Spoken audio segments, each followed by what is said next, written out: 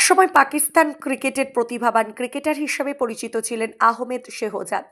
তারপরে 2019 সালের পর থেকে আর তাকে আন্তর্জাতিক ক্রিকেট দেখা যায়নি।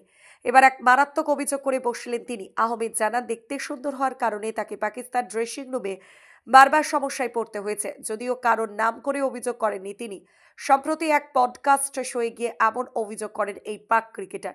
তিনি দাবি করেছিলেন যে পাকিস্তান ক্রিকেটে যখন একজন খেলোয়াড় সুদর্শন হয় এবং বাকিদের তুলনায় তার পোশাক পরার জ্ঞান ভালো থাকে, তখন তিনি সিনিয়র ক্রিকেটারদের অপছন্দের পাত্র হয়ে ওঠেন, যা তার ক্ষেত্রেও হয়েছিল। আহমেদ শেহজাদ বলেন, ভালো দেখতে হওয়াটাই আমার জীবনের সমস্যা সৃষ্টি করেছিল।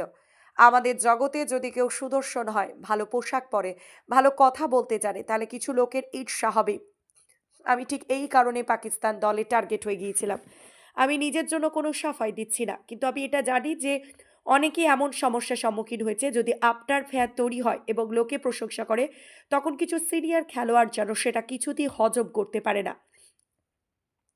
আহমেদ জানান, তিনি নিজেকে এইভাবেই গড়ে তোলার পেছনে অনেক কাজ করেছেন।